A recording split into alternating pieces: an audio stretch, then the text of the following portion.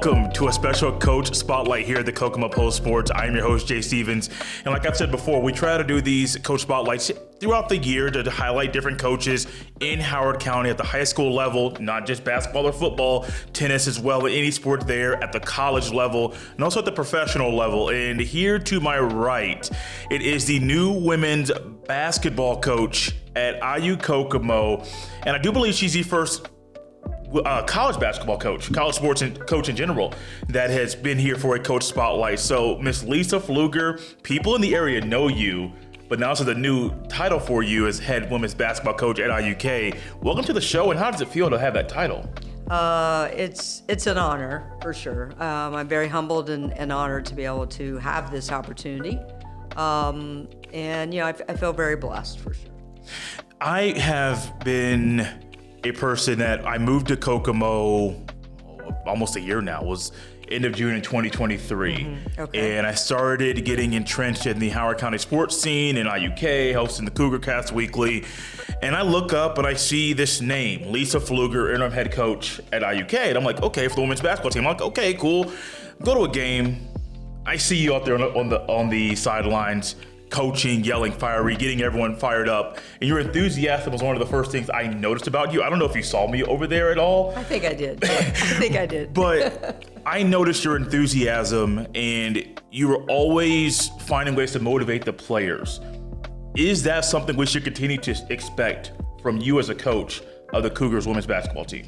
Yeah, I've learned a lot over the last, years of being an assistant and then being a head coach. Obviously at the high school level, now to have the opportunity here and to represent IU Kokomo is really exciting for me. But I think my biggest thing, if you talk to anyone, it probably is my passion. Yeah. On the sidelines, I've even had to tone it down, to be honest. So, I've learned different ways to really speak, and also coach. And especially I think coming from high school, I learned a lot in, my 4 or 5 years as a head coach. Yeah. Versus when you're an assistant coach, and you can pretty much say anything you want to encourage them on the bench versus when you're in the limelight like that. So yeah, I've learned a lot along the way, but I think my big thing is my passion, as I hear from others, and that's always been who I am, whether it's basketball, sport, other sports, or work in general. So the passion there, but also after, I want to say it was the IU Southeast game, because Molly and I were staying for the men's game as well. You knew Molly from, I believe, from Western. And so after that game, I remember the spot on the court. My brain doesn't work all the time, but right now it works very vividly. And so I remember you standing there and talking to Molly, but also there was a smile. The smile you're having on the show now, I saw that smile there. And I think that smile is very contagious for players, especially because you were the interim head coach. Right. So when you're stepping into a new situation that's temporary, you need to do something that will quickly get people to buy into what you're doing. Right. So the passion is one thing, but the smile is another thing. And I think that went into why the team went from a 3-24 record the previous year. You step into the role this current year that just ended, 8 wins this past season. I think those two things, the passion and smile, were a big reason why the team played so well, especially down the stretch, stacking some wins late in the season as they did. And for the players coming in, Miss Lisa, I do think that they will enjoy your passion and that smile in the upcoming year. Thank you. What I've learned along the way too is being more optimistic. Really helps to turn teams around and to turn groups of people around, wherever it may be, and even for me, I could be, when you're a coach, and when I grew up, you were taught to be the critical one as a coach, right? And that has changed so much. I mean, I've had to adapt the way that I look at coaching and the way that I look at mentoring young people. And so I've worked really hard at that. I've worked really hard at trying to adapt to the way things are today, right? Given who we have the opportunity to work with. So, and it was good for me to go back to be an assistant coach again, for a couple of years, and to really understand the optimism part. And people feed off of that. People feed off of encouragement, not discouragement or criticism, right? And yes, we as coaches have to be able to speak our minds, but we also have to have a different tone and a different approach to how we do that. And I've learned from some of the best. And I think coming from being an assistant coach and then going to much longer being an assistant and then trying to be a head coach, I think I was trying too hard. Yeah. I think I was trying too hard to prove myself as a head coach, so to speak. And I've learned to simplify things. You know, I was thinking and looking back and preparing for this interview with you, and I saw, well, one, I knew you had been around Kokomo for a while. I didn't know how long. Sure. But then I saw the assistant coach in a couple areas. Carmel's not too far, but there's differences between being an assistant coach at Carmel for the basketball and an assistant coach at Kokomo. What do you remember as lessons you learned during those periods of being an assistant coach at Carmel and Kokomo? Because like I mentioned, those are two different cities that you're coaching in. Right. Oh, totally different. I think when I started out, I was with Charlie Hall at Kokomo. And Charlie and I are friends, and Charlie completely trusted us as assistant coaches. So we always had a voice. We always had involvement, and I loved that. Yeah. I loved that opportunity. When I went to Carmel, I kind of was brought in, so to speak, as with a new young coach, as a new head coach, came in to kind of be an associate head coach per se with her, and that was just between her and I. But then I think I really got my confidence. Then I really felt, okay, here we're playing a top 10 schedule at Carmel. It's tough. Yeah, it's getting ready. Versus say when I was at Kokomo. We had maybe 10 really solid, tough matches a year, right? At Carmel, it was every night. Yeah. It was every single night. So, we had 23 games that I felt like we were preparing for a sectional game. So I really had, my X's and O's and everything really had to grow at that year. And it was neat to play around with that. And also I'm with a young coach who had also played at IU and, is now like my sister, if you will. And so we've always had a lot of X's and O's, strategy sessions. But it was fun to just be a part of Carmel with a new young coach and helping her come up with her system. I think, I have a strong faith. So I feel, God has kind of walked me through some of these steps to bring me where I am now. I never, ever thought about, okay, people would tell me you need to be in college, just given my X's and O's or whatever. But I was like, where am I going to go? My family's here. Right. I'm not moving. So I never, well, that's not going to happen. I just kind of just pushed it away. So I didn't really have these major dreams.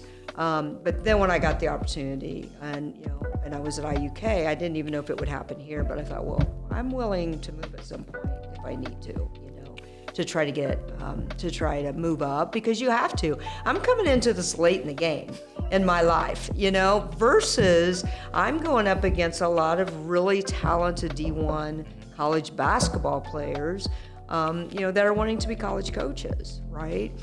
So that, again, that's why I say I'm really blessed that IUK believes in what I hopefully can do. So I was looking back also, you had a year of head coaching at Rochester, 14-9 record that one season, and then you coached 3 years at Western, and you had the first winning season for the Western women's basketball team since 2014. When they won state. That's a big accomplishment there. That's a big accomplishment there. Great team, yes, for sure. So to go from the first 2 years to that third year when you got that major accomplishment, I don't even know if it was a goal of yours that year. I'm not sure. But what was your mindset? Because you're progressing as an assistant, you're progressing as a head coach for a few years, then all of a sudden things pop in that 2021, 2022 season. What was your mindset going in? Because you learned a lot of lessons, but a lot of them went into play to have that successful year that season. Well, a lot of people don't realize too that in my second year was pandemic year. Oh my. Yeah. Oh my. So, our first year we come in and honestly, we had a lot of fundamentals that we needed to develop. And again, remember, I'm coming from Carmel. Yeah. So, and I told them when I came in, I'm going to turn Western into a Carmel-like in 3A. At least that was my personal goal. And so I worked really hard, and our whole staff, Misty Oliver, that's the head coach there, is one of my best friends. And I mean, we worked really hard with our staff to develop a feeder program. The first month we were there, we started a feeder program. They hadn't had a feeder program in several years. Wow. They'd had some fantastic work from the past, but they hadn't had one because they had also had 7 coaches in X number of years and that sort of thing. So when you don't have that coaching stability, you don't usually have feeder program. And so we started it, and it took off. I mean, the first year we had 130 kids K through 8. The second year we had 158 kids K through 8. You know, so it really took off, and all of a sudden, Western in the female athlete realm is really known as a softball school, right? And also volleyball, but basketball not for a while. Yeah. And so we had to try to get some of those athletes, you know, to please think about, you know, we're a 3A school, so please think about playing basketball. So, and it was hard to get, you know, a lot of the softball kids, I would have loved to have had those kids. A lot of the volleyball kids would love to have had them. So we were really just trying to get a system and get a foundation, you know, and also we were trying to show what we were going to do, you know, and what we were trying to believe in. And we believed in basketball family. And my personal mantra in coaching has always been about growing young, strong women, and especially to contribute back to their communities, okay, has kind of been the latest thing for me lately. And so I believe in that, whether it's here or wherever they may go, but young, strong women, you know? And so my staff has always been females for that reason. I want to put a lot of strong other women around them, because it is not about the head coach. It is not about one person. We all hear it, right? It takes a tribe, it takes a village, et cetera. And we wholeheartedly believed in that. And that's what we tried to do at Western. And I felt like we did that. And then we had, you know, our first winning season, which felt really good. I think there were couple close games. I'm sure everybody feels like we should have won, but we were still pretty young. Yeah. I mean, we still had 5 freshmen that were sophomores, you know, that were playing with another 3 or 4 seniors, right? And so it was hard to kind of, you know, try to balance some of that out, if you will. But yeah, I'm very proud of what we've done at Western, you know, and I think that's the thing that I've tried to do. Is just be a part of building something. You know, you talk about Misty Oliver, and we got the chance to go to one of their games this year. Western played Kokomo in Memorial Gym, so around the corner from here. Right. And the first time seeing them play, and I think you had a big part in how these girls played, because fundamentally sound, they played together, they played team basketball from start to finish, and Kokomo put up a good fight. Western ended up winning the game, but I do think you had a good part of the success the team had this year, not just because of your relationship and friendship with Misty Oliver, but also you helped build that there. Is that the same thing at IUK? Do you kind of have I'd say not really a feeder program because it's college, but the camps that the team's going to have in the summer maybe? Is that the same thing, to build up the youngsters to even impact the players you want to coach? Yeah, actually, it is. I mean, I've already had a couple of ours that want to go into coaching now, and I'm excited. That's amazing to do that. You know, that's a really cool thing to be able to, you know, stimulate somebody to want to also follow in that profession. But yeah, when you talk about fundamentals, I mean, we're at the same boat. I take a lot of pride. Somebody said it to me at the grocery store the other day, and I just kind of laughed. And he's like, Lisa, everywhere you've been or been a part of, they have grown. You know, you have helped rebuild programs. And I hadn't really thought about it that way, and I thought that's a great compliment. That's my goal at IUK. You know, my personal goal is to get some respect back in the program. You know, when we go play in our River States Conference, it is tough. It is super competitive. Yes. You've seen the games. I mean, I'm talking about, people can say, oh, I don't, you know, some high school girls do not want to play NAIA, and I'm like, are you kidding me?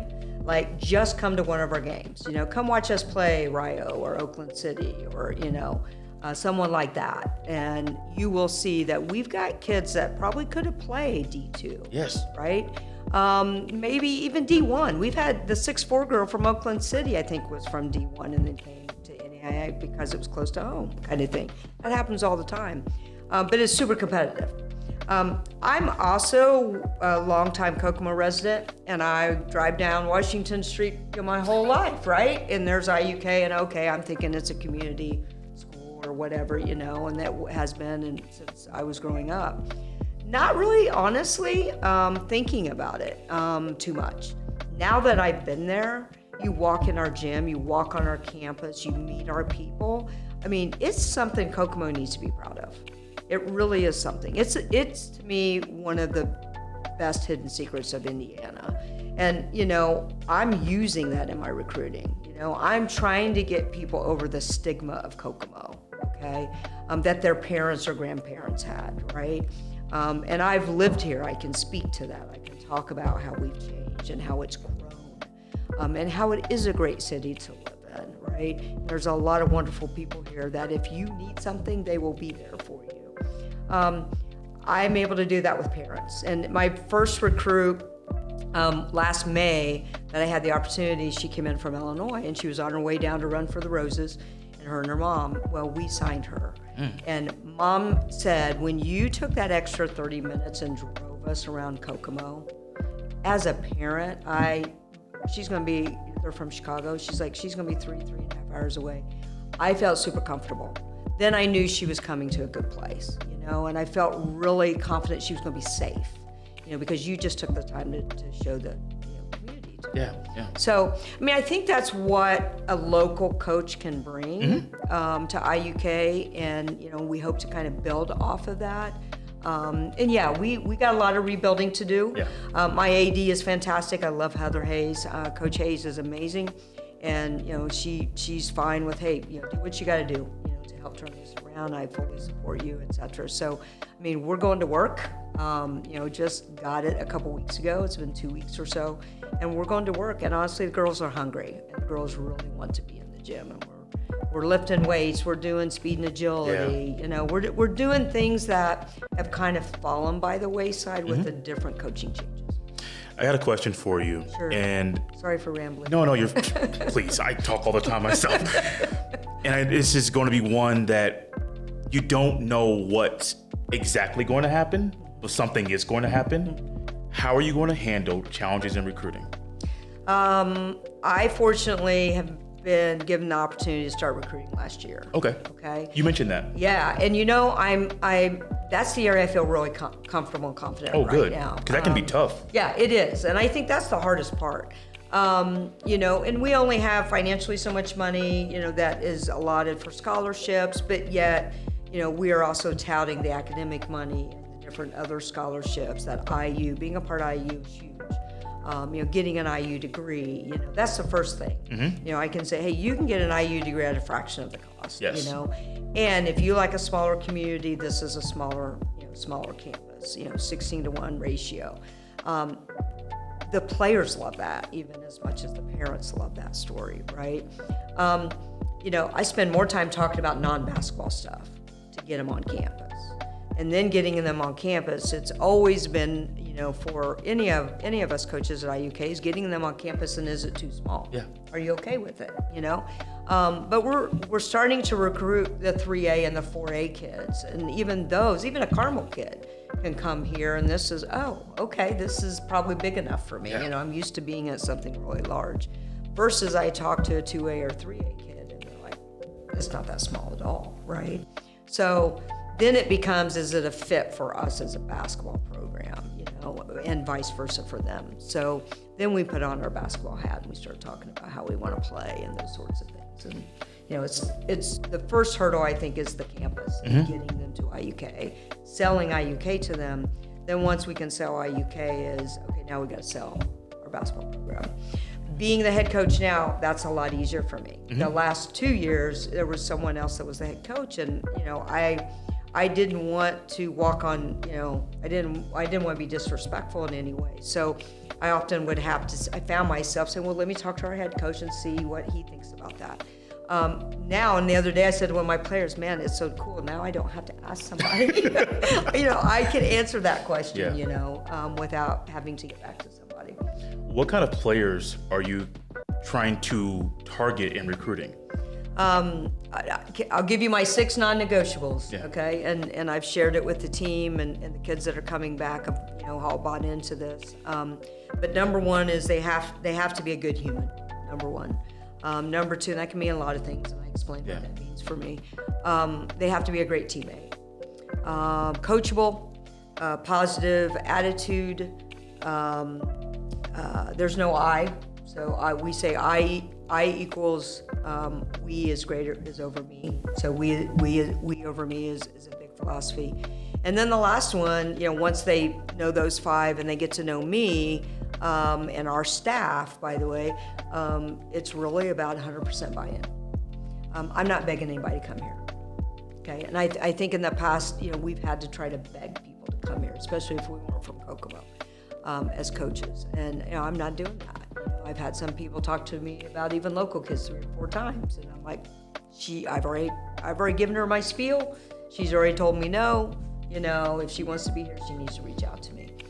So I think that's the other one big thing that is a coaching shift for me is that, and again, I don't know what the past coaches did, but I'm not begging somebody, because I've done that in the past and other things where I've begged somebody to play basketball or done something, and they were miserable, then the whole team could be miserable, right?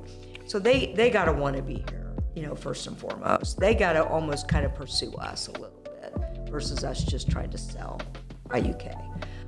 And I think when we take that stance, it's starting to really shift in the kinds of players that we can get. We have a lot of guards. We have a lot of, 5'8" and below guards, I say. And they're great kids, and they all buy into our non-negotiables, and I'm excited for where I think we can go next year. But we need size right now, and we need basketball IQ. So those are the areas I'm trying, and we need to be more athletic. So those are really the 3 areas that I'm trying to improve in our recruiting. In recruiting, a lot of it is high school related. Are you currently, or have you thought about accepting transfers? Absolutely. You have. It's a whole business out there. You can only imagine. D1 has a whole staff, to kind of manage this stuff. We don't.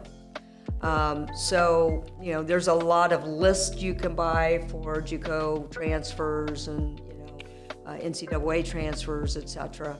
It's still, I come from marketing and business side, so it's still the who do you know kind of thing. But yeah, we are looking at JUCO transfers. We are looking at those that have maybe 1 or 2 years left, and try to bring them in, because we have 5 freshmen, 4 freshmen coming in, and then a junior coming in, and then we've got we only have 2 seniors, so we still have more of your underclassmen. Really. Last thing here, what are your last thoughts about your new position you're stepping into? First time as a college head coach too, so that's a whole another animal there. But what are your last thoughts about being the new women's basketball coach at IUK? I want to develop a program that we in Kokomo are proud of. I want to draw people in from the community. I want to invite, connect with all of the high school, girls basketball teams and coaches. I want to bring them in, and I want to honor them, and also we'll have camps and those sorts of things, right? So, I think the whole, when I put 4 things on my list of what my priorities are right now, because obviously there's 1,000 things that we could be doing right now. Number 1 is changing our team culture and holding us accountable, for those non-negotiables and really what we want to be known as. Number 2 is working on our skills and our strength, so more of the physical basketball side of things. And then, 3 for me is visibility and connection to the community. And so I'm looking for that. I'm looking for ways to connect. I've already, met with, Kokomo High School, and I've met with, Western, and I've met with some of the others. But it's more of, okay, how can we help you? And how can we show that also we're going to recruit local? I don't think we've really done that as much, at least for women's basketball in the past. But we have a lot of local kids that are on our team right now. We probably are going to have 5 or 6 local kids, and that's probably the most that we've had in a long time. I really appreciate Ms. Lisa Pflueger for coming on the show. She is the new women's basketball coach at IU Kokomo. This has been another Coach Spotlight. I'm your host, Jay Stevens. We'll see you next time.